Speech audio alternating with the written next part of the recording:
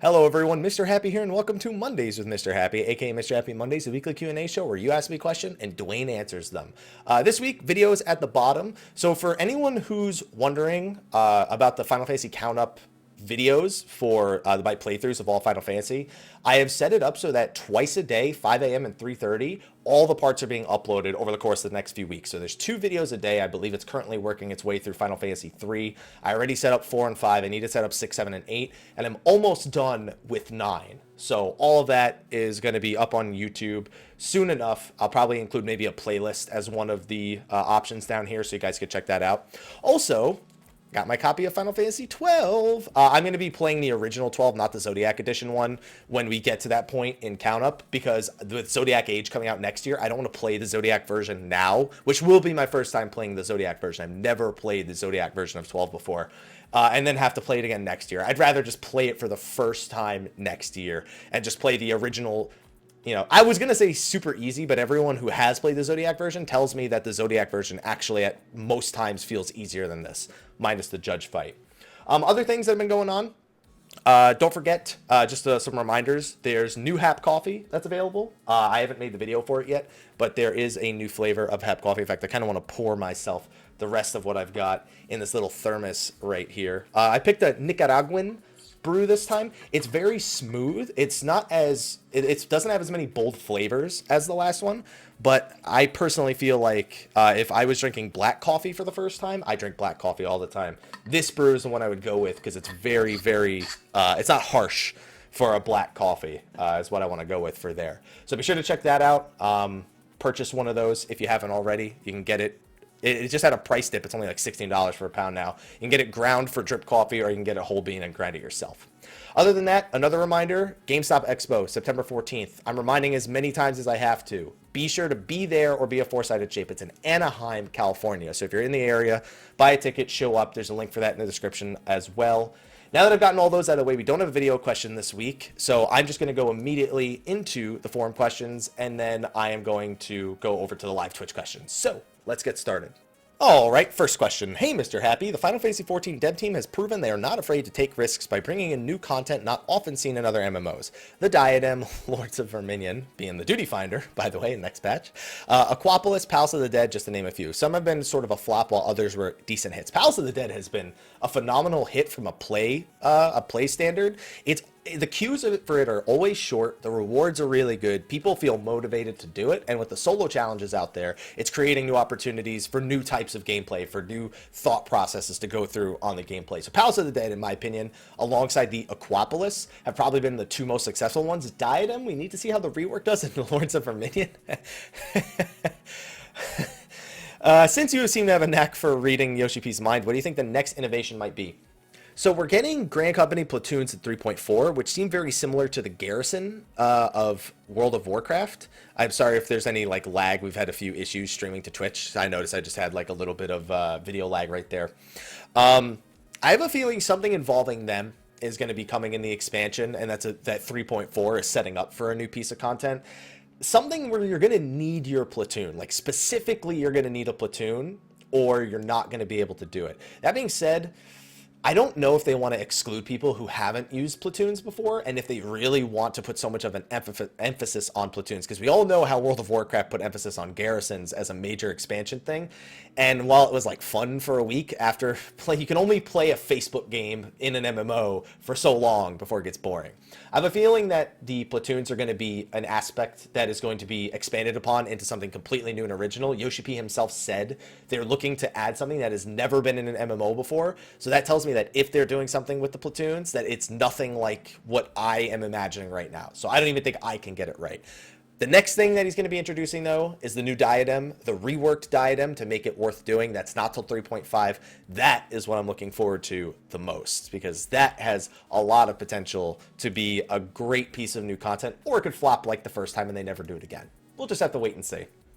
All right, next question. Yo, Hap, to comment on my last week's post, of course, where the headlines bait. What did you expect from me? Oh, yeah, you always bait me with the headlines. But for beeping at the rest of the questions I had, so I need to push you to a no-question roulette this time. I'm just going to throw a tarot card at you like this. Oh, it's in Hildebrand's head. And then it's just straight up a question right down here. Do you think that a fate farm for glamour system would be good, like we have with the yokai, but forever? Because I think it's a way of utilizing fates. Like, equip this item to get this drop. You need X times for this glamour. If you're basically saying if they should make more fates drop glamour dependent on like what gear or minions you have, no. I think yokai proved that people don't want that much more emphasis on fates as a system. They'd rather we get new and unique experiences than keep using fates for everything. And if you are going to use a fate, making new fates is better than making us go back and do old fates. For example, nobody complained, or at least not many I saw, complained about the fate aspect of the Moonfire Fair. It was obviously the bomb aspect that people complained about, but it was like, oh, it's a new fate, it's quick, it's not that bad, it's fun, it's a little different than what we're used to. On top of that, I can use it to level. Whereas when it came to the Yokai Watch, people were like, oh my god, I'm gonna need to do like 1,000 of these, and that people didn't want. I don't think adding more systems like Yokai is a good idea at all, and that once that event dies, they should learn to never do an event like it again. Unless it's called Anima Weapon. All right, next question. Hello, Mr. Happy and Dwayne. Hey, Dwayne. He didn't spell your name right, Dwayne, but it's fine. Hope your day is going well. This is just an opinion question, so just so you know, opinion questions generally don't get great answers from me. Do you feel classes jobs in 14 have been given an incomplete skill kits to bring a larger focus to the cross-class system? It feels, you know what, honestly, this isn't a bad opinion question, actually. It does feel that way at times, because there's really no reason for Warrior to not have a provoke built in, for example, or for Dark Knight to not have provoke built in, and to just say, hey, if you want this necessary skill, you have to go level Gladiator. Like, at that point, it doesn't feel like a cross-class system. It feels like, oh, well, I just have to level Gladiator. That's not like, that doesn't put any emphasis on cross-class. That's just like a requirement at that point. And it doesn't feel special. It doesn't feel like a feature of the game at that point. You know what I mean? So yeah, I do think that it's deliberate so that they can make use of the cross-class system so people feel encouraged to level more than one class. I think they, in general, in all the games design, they want to encourage people to have different classes leveled, or to at least try to level different classes. That's why they buff up the ability to play the other classes. That's why they make sure that there's different things for different roles that are drastically different in the forms of the way the fights are handled, because they want people seeing that from multiple angles. It feels like a new experience if you take advantage of that. I mean, think about it this way. I've cleared A8 Savage now. Yes, cleared it last Wednesday. And I did it as Machinist. Now imagine if I were to say, hey, I want to experience something new. You know, it'll feel brand new, that fight, if I were to all of a sudden tank it or heal it or even melee DPS. It would feel entirely different. So I feel like they really want to encourage people just to play more than one class or job in general. And this is definitely a big way for them to try and do it. All right, next question. Hey, Mr. Happy, first time asker here, so have a bonus. Have 5 ether oils for your weapon. That's good because I need, I think, 4 ether oils right now for my machinist weapon, so I can get it to 230. I have the 210 one already, so I just need the 230, 240. I know your opinion on Monk job being the best job fun-wise, but what job would you say is the least amount of fun playing? Oh, that's a tough one. Probably Paladin. I mean, I've always found Paladin pretty boring at level 50. It was really, really boring. At 60, I actually don't mind it as much. I think it might be Black Mage for me at level 60, but I haven't actually played Black Mage at 60. I'm only thinking of, like, how Black Mage plays. Dragoon and Ninja. Ninja's not all too thrilling. I always found Ninja, even ever since it came out, minus, like, the really cool burst combo that you get, I've never found Ninja to be that super interesting. I always found Dragoon and Monk to be more fun than that. So actually Ninja and Paladin are probably at the bottom of my list for fun. I had to raid on Machinist because that's what the group needed, and I'm still awful at the job, but I love having the amount of freedom that Machinist has, and I love how the utilities can be utilized. Like, people need me for a silence, people need me to slow the orbs, people love hypercharge. I have a lot more movement available to me than I would otherwise have as a bard, for example. So there's a lot of aspects I really like about Machinist, especially that Gauss Barrel, turning it off at certain times is actually helps my DPS. It's not like I just need to leave it on. There's great thought process there, and there's great requirement of execution. I think that defines a well-made job. So those would probably be my bottom, would be Ninja and Paladin.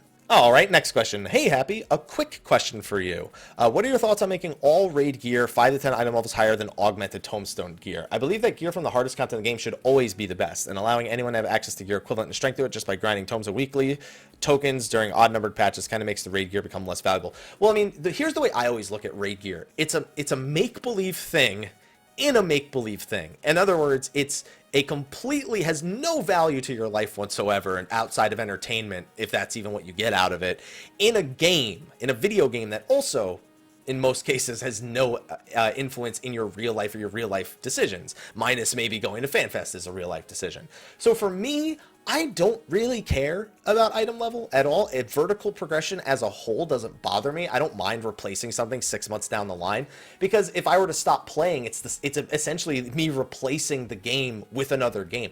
Vertical progression is something that's always existed in gaming in general. When you're done with one game, what do? You move on to the next one. When you're done with that game, what do? You stop playing it and move on to the next one.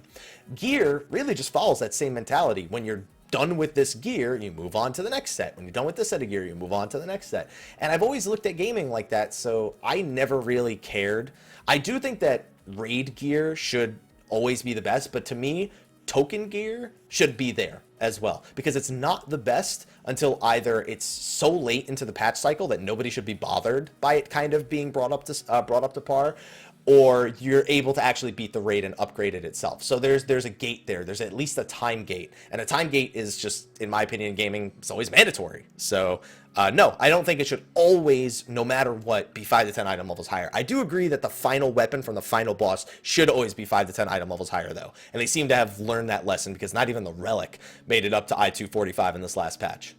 All right, next question. Hey, what's good, Mr. Happy? Not first time posting, but have a free Uber hacking game. Dude, that Uber, I don't know if any of you guys remember, but just go to your Uber. Next time that you call an Uber, check to see if your Uber app asks you if you want to play like a mini game, because mine asked me if I wanted to play a hacking mini game, and it gave me just like 20 lines of code, and it gave me like 5 choices. It says, find the error. Why is this program not working? This is what the problem is with the program. This is how it's executing. And I was like, who is playing this while they're sitting in a car going someplace? Like, how many people does a hacking game with actual code actually appeal to people? It blew my mind. I don't even know.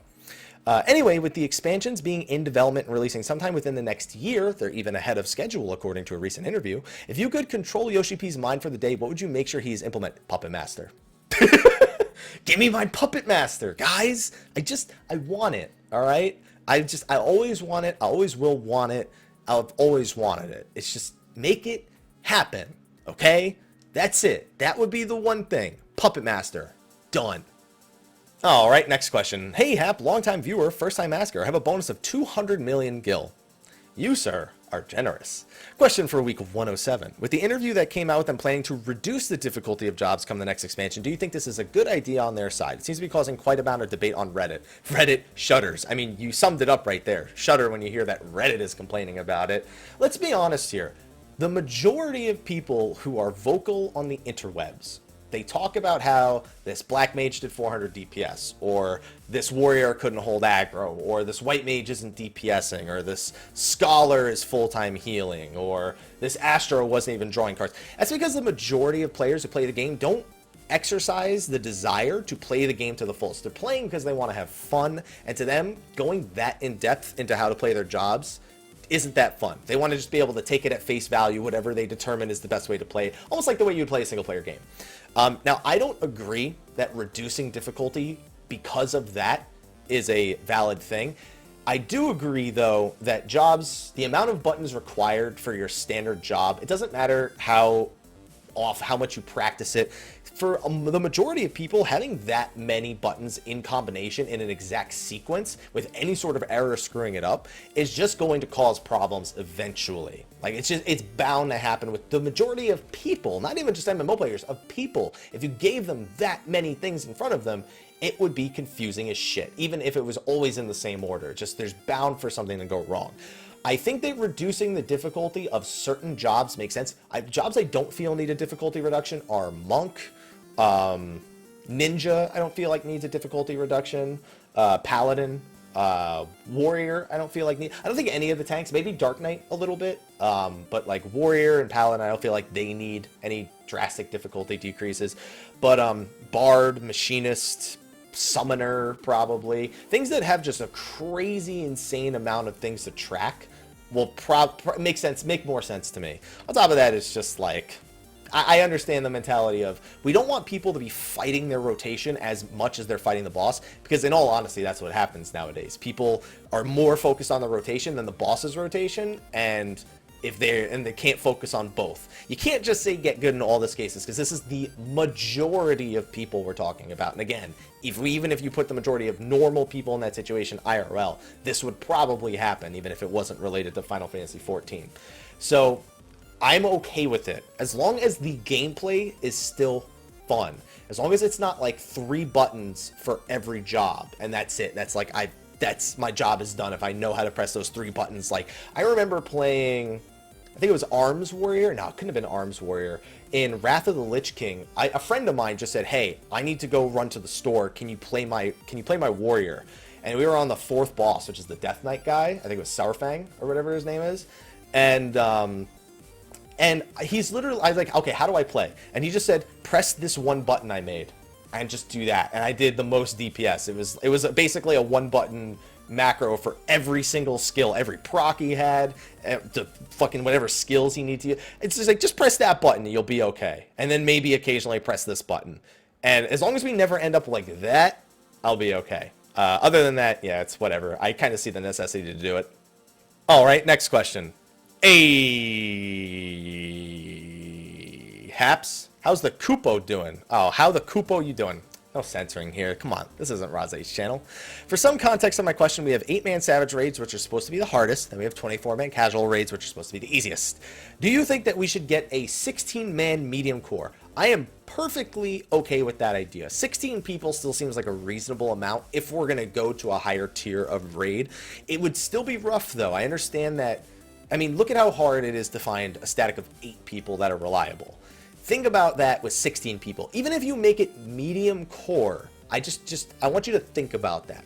Me, I'm personally cool with this, but why? Because I know I could find 15 other people, because I mean, I've been in Elysium, I've been in Death and Taxes, Legacy. It would have been easy to find 16 people who could easily do this a medium core content at that level. When I think of the majority of people, though, I think it would go a lot worse.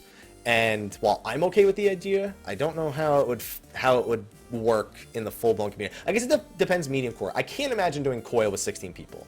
Like, I imagine that being difficult. It would need to be slightly easier than Coil if we're going to go medium core. Like, it would need to be at least a level lower than that.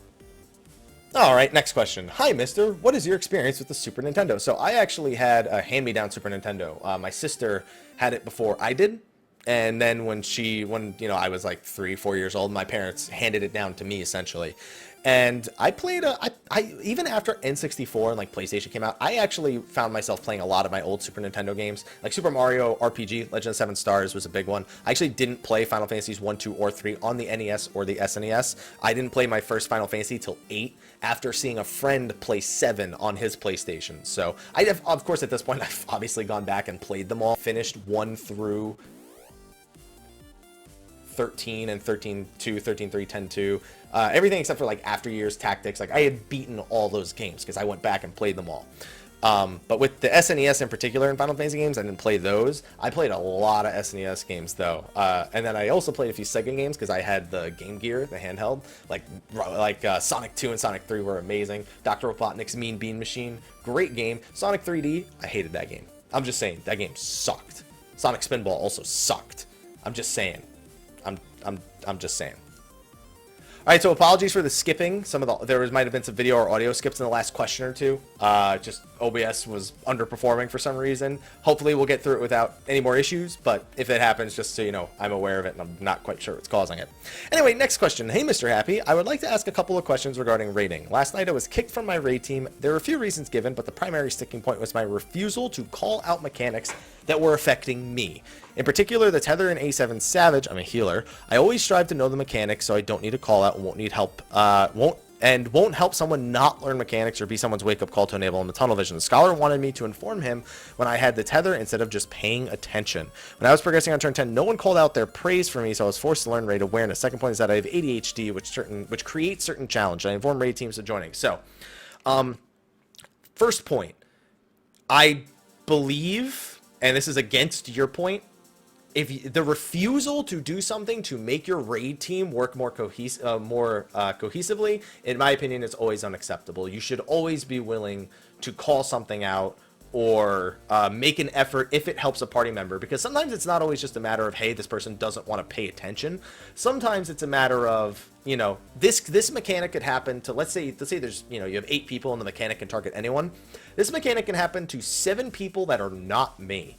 And if that, and depending on who it lands on, I might need to react differently. You know, oh, maybe if it lands on this person, I can keep DPSing because I don't need to worry about mitigating for them. Or maybe, oh, if it lands on this person, I have to stop everything that I'm doing and go directly and put all my effort into that one person. And sometimes it's not necessarily effective to just say, oh, if I'm just paying attention, I don't need to worry about that. Some people can operate like that. I personally prefer operating like that.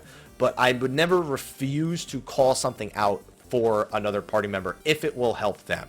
Because it's not always just a matter... I mean, like you just said, you're someone with ADHD and that creates certain challenges for you. I mean, it's the same thing. If somebody could do something to help you and they refuse to do it and they're just like, oh, well, I don't care if he has ADHD. I don't want to help him. People should know mechanics. It's the same thing. You know, it's not fair to just say, I do it one way, therefore I should always expect that exact attitude from 7 other people, because that's how you basically make it really hard for you to ever find a raid group. I do think that you should tell raid groups if you have ADHD and what challenges that's created in the past, because if you just try to hide it, eventually they're going to find out anyway, either through your whatever challenge it creates. Like, a challenge is clearly going to be something that's going to happen again regardless of group. So hiding it, there's just not really a point. Even if you just want to hide it just to raid for a little bit, just so you can see if they'll accept you without it. It's going to come to the surface eventually. But I don't think you should have been kicked because of that, unless they told you multiple times, hey, and you're just like, no. Which, there's such a lack of teamwork in that. I can never support the idea of somebody asking somebody to do something to improve the raid scenario, and that person just going, no, I won't do that. Because to me, that's an unacceptable attitude to have. Alright, next question. Hey, Mr. Happy. Been weeks since I posted anything. Kind of been slow, losing interest in this game for the first time since it came out. Thinking about taking a break, which is always fine, until I saw those Uniqlos for the fan festival. Want to ask when and how I'll be able to pay for the live stream. Nobody knows yet. If I haven't told you already before you ask me, it means that I don't know. And in fact, nobody knows. All we know is that they are likely not streaming it on Twitch. I gotta remember which interview that's from. But Yoshi P commented that when they did the original fan festival through Twitch, obviously for the Japanese one they did through Nico Nico, Twitch has a very, very strict don't share information about people subbing to you policy. And that's obviously for the protection of the identity of anybody. So nobody can request information on a sub and be like, okay, now this person just paid me and I have their personal information. Final Fantasy kind of needs at least some level of that in order to properly dish out the rewards, because they need to know, hey, it's this person, they have an account with our game, this is what their account is, this is what their character name is, etc., etc. And they had to, I don't remember how they ended up dishing out the rewards last time, but they wanted to set up that way. Personally, I don't see why they couldn't just generate a code, but I think they want to make sure that people don't sell these codes, like they buy the thing and then they sell the code at a much higher price. So that might be why they don't just have it send you a code. I don't know, though, for 100% certain. I just know that it probably won't be on Twitch. They mentioned, like, Ustream. I wouldn't be surprised to see the Japanese version be on Nico Nico again, because Nico Nico didn't have that issue. But hopefully they make it available on a different platform, because paying for Nico Nico was god-awful. We don't know yet, but just expect it closer to the release, the actual stream dates. October 14th is a stream date for the North American one. Christmas, I believe, is for the Japanese one, and then February of next year is the European one. So just be on the lookout for more news as we get closer to those dates. All right, next question. Hey, Haps, late hour questions as usual, so I have a bonus Excalibur 2. Did not even come close to the Excalibur 2. Curious what your thoughts might be on content being scaled to always maintain relevance. It's a little disheartening thinking that a favorite dungeon of mine will become face roll of sorts once 3.4 launches. Plus, seeing any extreme primals roll over kind of well sucks. So I wondered if scaling the minimum item level on non-story related content might help create a mid-core.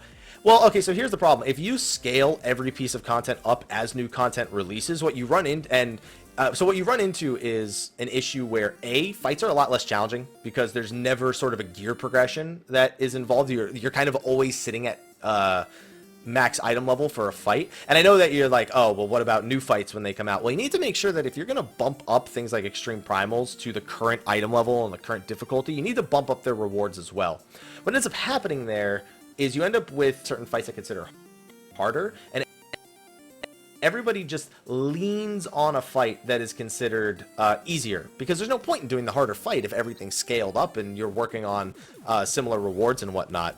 So I personally don't feel like that's a good decision, and just moving minimum item level up and moving item level rewards up, it doesn't actually like really accomplish anything, because it doesn't, unless you're going to increase the reward level, it doesn't incentivize anything extra on that part. I think I just had another audio or video skip. In fact, I know I just had one right there, and I have no idea what's causing it. So apologies for that one, but I don't see it as helpful in any way to fixing the issues that are happening with that.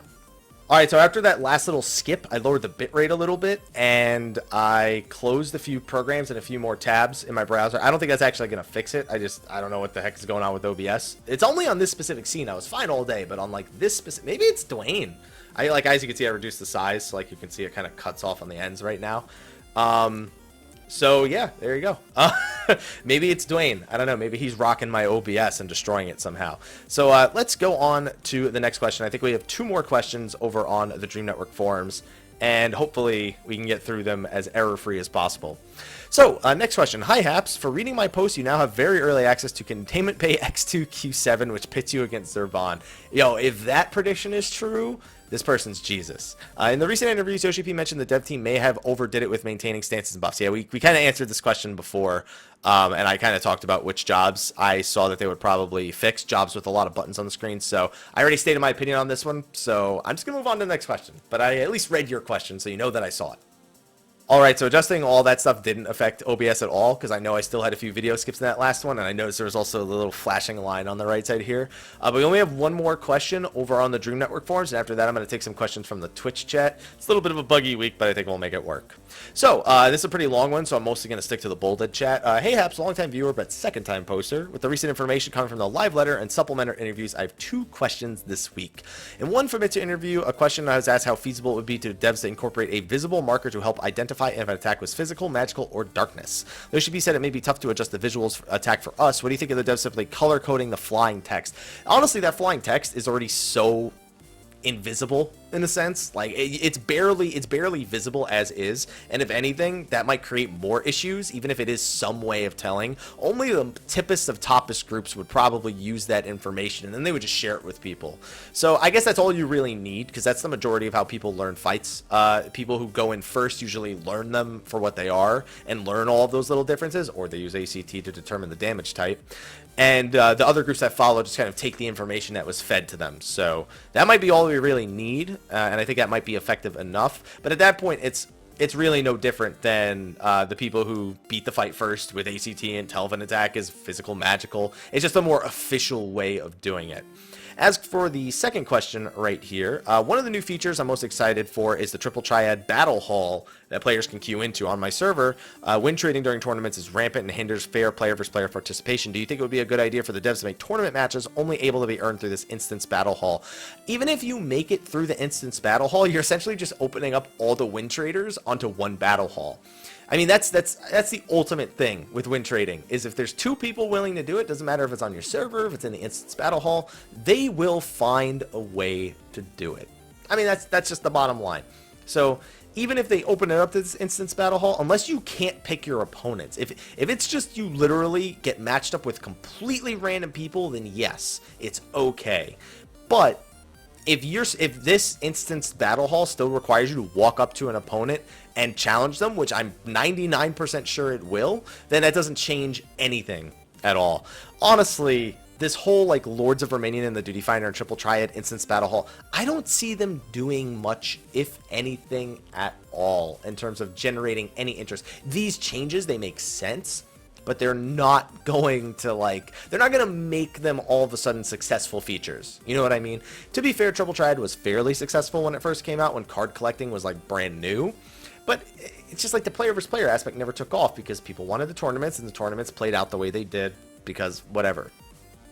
So it is what it is. I don't think it's going to make it any better, and I don't think that making the tournaments in the instance battle hall is going to make things any better. With that out of the way, that's it for the questions over on the Dream Network forums. I am now going to take some questions from the live Twitch chat. Remember, they don't have to strictly be Final Fantasy questions. They can be questions about other games. They can be questions about things that I'm doing. It doesn't matter. We've had some really good questions in the previous weeks from the Twitch chat, so I'm going to do my best to scan these questions and pick one that I like. So let's grab a few questions from there before we wrap things up. All right, the first question I'm going to grab from the Twitch chat says, "Hey, Haps, what do you expect from Fan Festival except for the announced stuff?" So that's actually the first time someone's asked me what I expect out of the event versus what are they going to announce about the expansion there? You know, that's what the question is 90% of the time. This is different. Will you show there? I'm assuming you mean like pictures, video, whatever. If yes, which point of Fan Festival is important to you that you will show up there? Oh, no, you're asking if I'm going to go. Yeah, I'm going to the North American one. I'm not going to Europe or Japan. For one, I can't go to Japan or Europe because I'm not,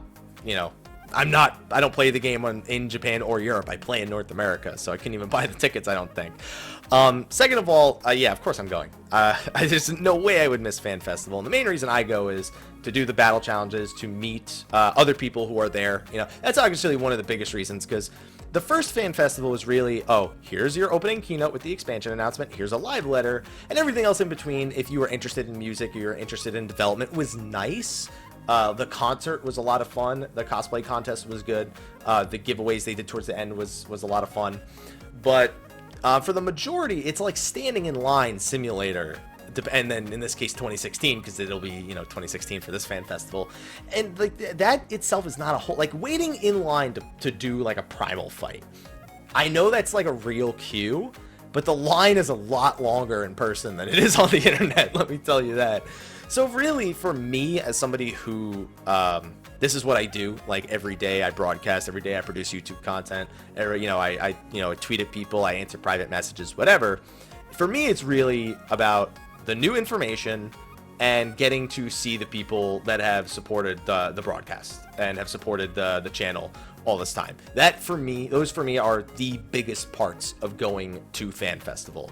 So I am planning on producing some content regarding Fan Festival, and of course, vlogs on the opening keynote, it really just anything at all. You guys know that I'm going to do it every time something new happens with 14. I make a video for it, so that's just what I expect out of it. That's what it's going to be. I would love to go to the other Fan Festivals, but A, I don't have a passport, and B, there's just no way I could get, no way I would spend the money, and no way that I could really get tickets in the first place. So I'm not worried about any of that. I'm just going to enjoy myself some North American Fan Festival. All right, let's take the next question from the Twitch chat. So this one says, "Do you think the age of game developers being innovative is over? I mean, look at what's going on nowadays with the availability of the internet and pressure being put on developers with a fan base. I think innovation is best in small chunks at this point. Don't try to build something new from scratch. Take something that's already working and innovate on that. I think that is still a very real thing that can be done. Just think about this. Not everything has been thought of ever.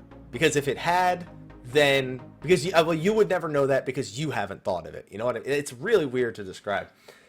But you can't just assume that everything's been considered, everything's been done, everything's been tackled, because that's how we kind of stagnate as a race. And even just watching shows, like watching Shark Tank, I go, oh my god, how did I never think of that? And that's innovative. Yes, in game development it's a little different because there are certain limitations that you are probably going to deal with, but I don't think there's ever a point where innovation has completely died. I just think it's innovation built in a different way, in far smaller chunks than it used to be, where you got from the Atari, and then you go to like Super Mario on the very next system, and that was innovation at the time. what that system accomplished. And then you had what the N64 accomplished, even just looking to Super Mario 64, 3 dimensions, taking a game and putting it in 3 dimensions. That was innovative. That was technology advancing and innovating on it. You know what I mean? I don't think there's ever a point where we should expect the video game industry to completely stagnate, but it seems like things that are driven by story are becoming a lot stronger. I mean, just look at the huge success of the Telltale games as an example of how much story, or even what was that, Until Dawn, like, just look at how those games with almost no actual gameplay are so successful nowadays. Those are kind of where the industry has gone, away from the crazy action that a lot of games try to bring nowadays. It's the direction that it shifts and how you build on those changes. That is the most important thing for the gaming industry right now, I feel.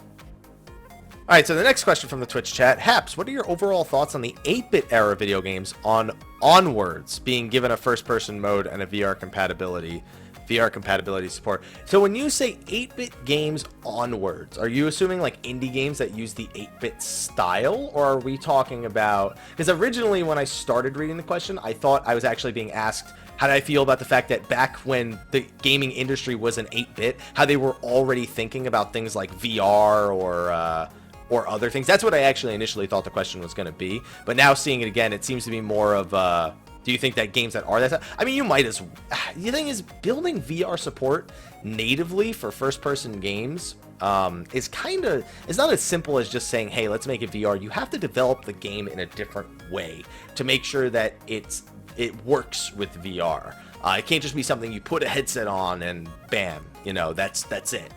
So I don't think you should ever you have to make a game VR. VR is still very much in its experimental stages. Yes, the systems are out, and yes, I've actually played quite a few VR games, and I actually think that VR games are incredibly engaging. Like, I've mentioned this game before. What was it called? It's called The Unspoken, and it was basically a game where it was a one-on-one game where you're basically, each player is a magician and you duel each other, and you have to actually cast spells with the touch controller. So like, I had to open the book with one hand, select the spell, and then I had to draw the shield on the screen, and then one time I had to fold a piece of paper and then throw it like an airplane. I had to forge a spear, and then it had very precise accuracy that I had to throw it. One where I held up a spell and then I kind of poked it to aim it in different directions. Like, there were a lot of really engaging aspects about The Unspoken, and it made me see that we really have a lot of progress we can still make with VR gaming, to the point where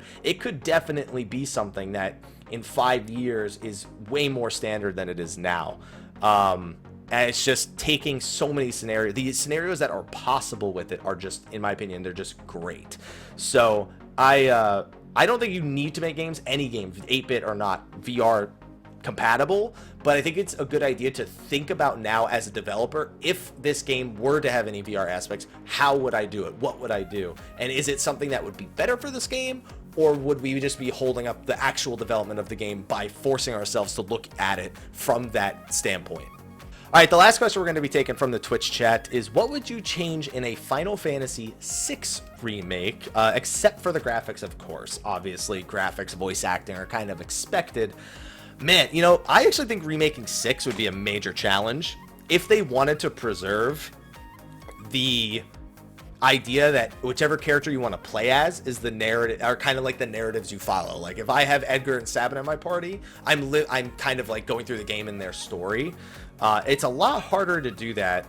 And there's actually a lot of mini games in 6 that I have a hard time imagining, kind of in the later versions, like the Mog mini game where you have to make the different parties of Moogles, and you have to eventually take down the commander at the end. Very similar to the what's it called in 7, the Fort Condor. There you go.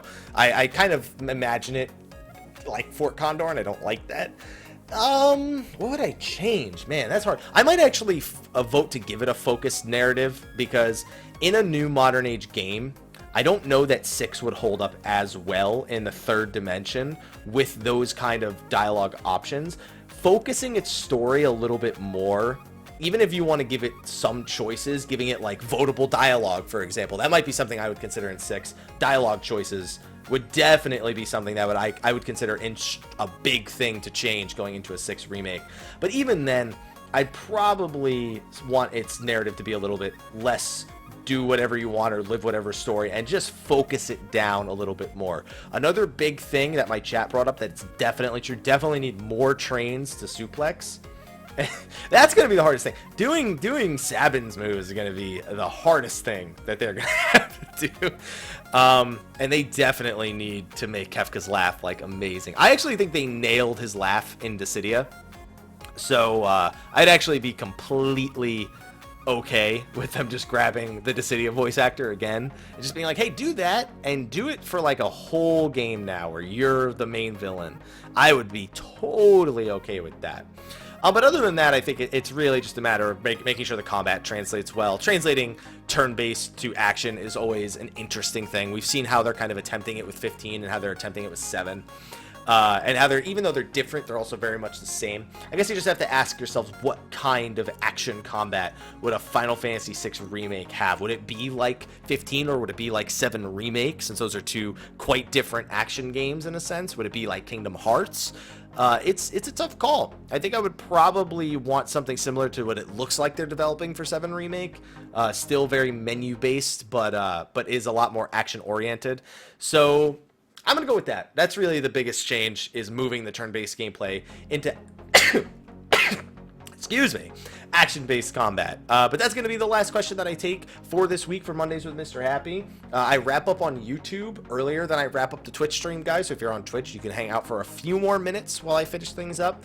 One last time, videos under the stream. Thank you again for watching this week. Be sure to check out a lot of the videos we've released in the last week, and be sure to be keeping up with the Final Fantasy count-up parts that I'm uploading. Also, be on the lookout for a video about Justice Monsters 5. We got confirmation that it releases on the 30th of August, and I myself have already gotten an early access copy, but I'm waiting on Square approval to post that video. As soon as that approval is done, I will post the video, and I'll probably release a few more videos. That Mobius video, I am still...